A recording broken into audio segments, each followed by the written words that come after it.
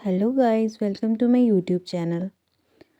आज हम पढ़ेंगे MSD 6 का आदिकाल की पृष्ठभूमि, जो कि उसकी विशेषताओं को भी रेखांकित करेगी, उनकी परिस्थितियों को भी और प्रवृत्तियों को भी। और मैं कोशिश करूँगी कि आपको सरल से सरल शब्दों में इस टॉपिक को पढ़ा सकूँ। और टॉपिक्स को क्लियर करने के लिए आपको मेरे चैनल को सब्सक्राइब करना पड़ेगा। अब चलिए पढ़ते हैं आदिकाल की पृष्ठभूमि। आदिकाल की पृष्ठभूमि। हिंदी भाषा साहित्य का परिचय। हिंदी साहित्य का आरंभ हिंदी भाषा के आरंभ से जुड़ा हुआ है। इस भाषा का विकास जनभाषा के रूप में हुआ है। हिंदी भाषा ने भी स्थान और काल के भेद से अपनी दीर्घ यात्रा में अनेक रूप धारण किए हैं।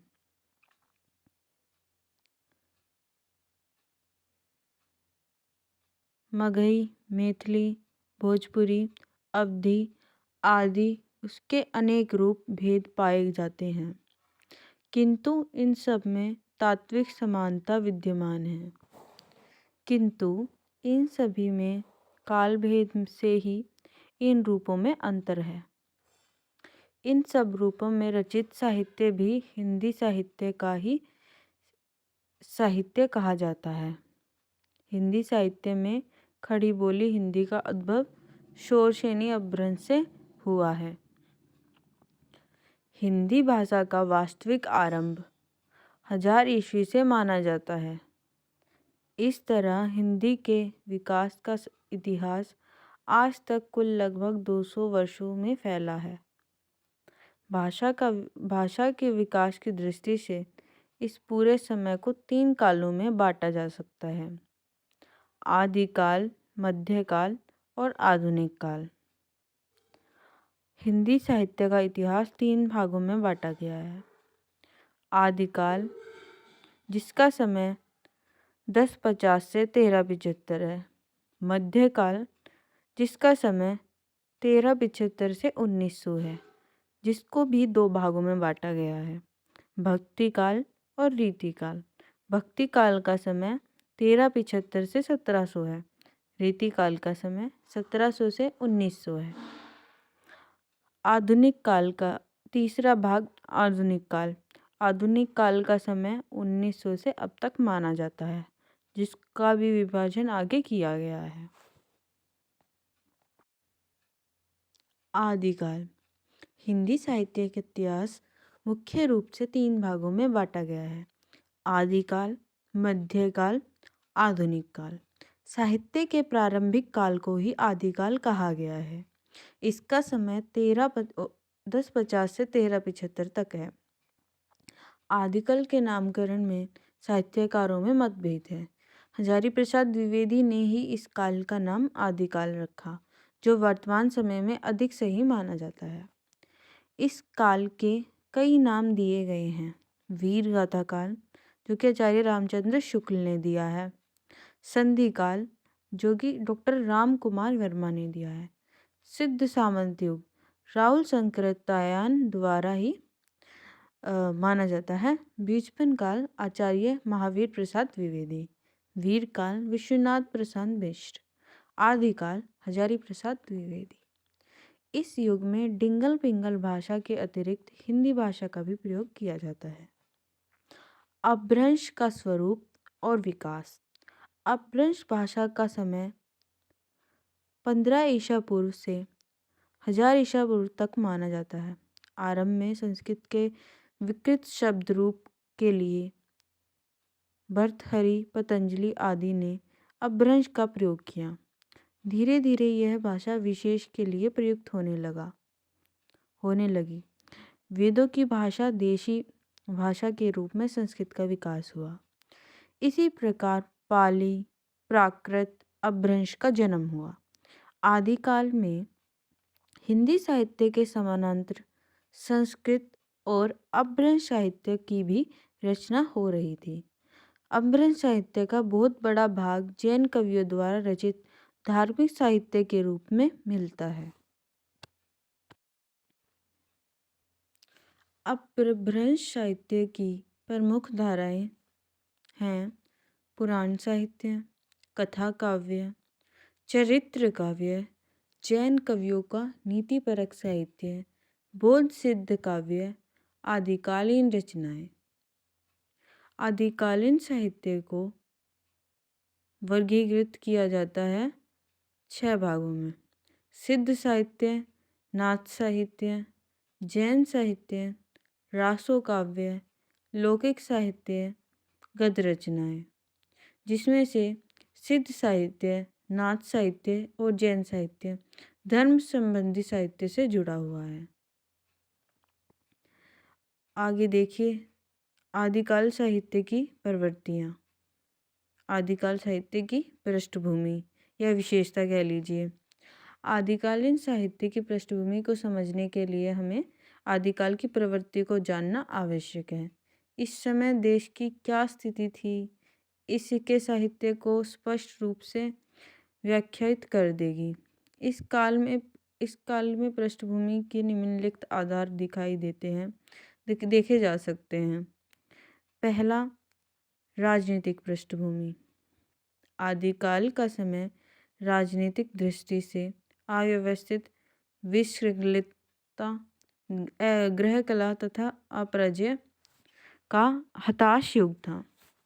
विदेशी आक्रांताओं के निरंतर आक्रमण और भारतीय सामंतों के आपसी धार्मिक भेद से भारतीय जन समुदाय चिंतित और उदासीन थे। सम्राट हर्षवर्धन की मृत्यु के बाद प्रशासनिक शक्ति और राजसत्ता बिखर गए। उत्तर भारत छोटे छोटे राज्यों में बंट चुका था। अरब में इस्लाम धर्म का प्रवेश भारत में सिंध में हुआ।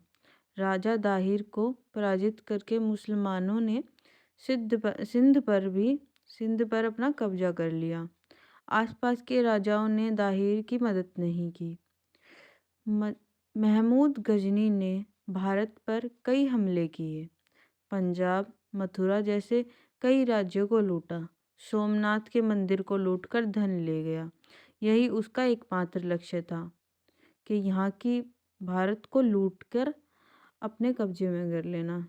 दिल्ली में तोमर, अजमेर में चौहान आदि शक्तिशाली राजपूत राज्य थे, किंतु इनमें आपसी एकता नहीं थी।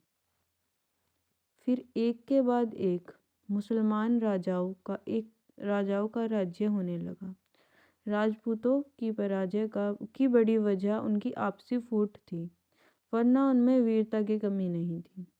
एकता की कमी से देश की राजनीतिक स्थिति बहुत खराब थी। वहाँ पर एकता की कमी की वजह से जो है राजनीतिक स्थिति बहुत खराब हो गई थी उस समय। सामाजिक पृष्ठभूमि। इस युग में सामाजिक स्थिति भी राजनीतिक स्थिति की तरह खराब थी। इस युग में समूचा समाज अनेक वर्णों, जातियों और उपजातियों में बटा हुआ था। समाज में रूढ़ियाँ, छुआछात, कट्टर वर्ण व्यवस्था व्याप्त थी। इसी वजह से समाज में एकता नहीं थी। राजपूत आपस में ही युद्ध करते रहते थे। राजपूत स्त्रियां भी जौहर उनके आत्म बलिदान और शौर्य का प्रतीक था। स्वयंवर इस युग की ही एक सामाजिक विशेषता मानी जाती थी। इस समय जो है नारी भोग विलास की वस्तु मानी जाती थी। व्यक्ति के लिए, मनुष्य के लिए, मानव के लिए नारी एक भोग विलास की वस्तु थी। आर्थिक पृष्ठभूमि। इस युग में समाज पूरी तरह कृषि आधारित समाज था। किसानों की पैदावार से ही हर छोटे बड़े राज्य का पोषण हुआ करता था। उच्च पद अधिकारियों का जीवन ऐशो आराम से गुजरता था। किसानों की पैदावार में राज्य का हिस्सा कभी कभी 50% तक होता था। उत्पादक वर्ग को समाज में हीन दृष्टि से देखा जाता था, क्योंकि वह श्रम करते थे। उपभोक्ता सुख से रहते थे, इसीलिए उच्च वर्ग से उनका संबंध था। आर्थिक गतिविधि के कारण व्यापार का पतन हो गया। इससे कृषि पर और अधिक भार पड़ गया। इस समय आर्थिक स्थिति और ज़्यादा खराब हो गई। धार्मिक पृष्ठभूमि।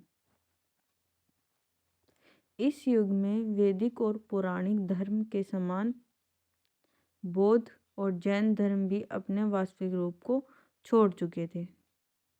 ब्राह्मण संस्कृति के प्रतिपक्ष में खड़ी शमन शक्तियाँ विकृतियों में नष्ट हो रही थी। शंकराचार्य के मंत्र तथा तंत्र के चक्कर में बौद्ध धर्म कमजोर पड़ता जा रहा था। वज्रयान, सहजयान, महायान और मंत्रयान आदि अनेक शाखाओं में जो है बौद्ध धर्म बट गया।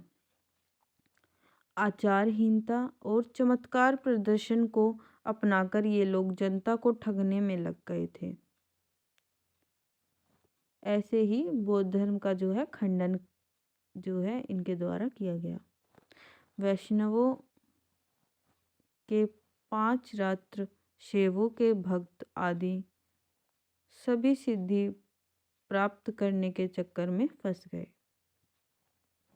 नाथ जैन भी इसी साधना में लग गए। सांस्कृतिक परिवेश। सांस्कृतिक दृष्टि से युग संस्कृति के संक्रमण और मिश्रण का था।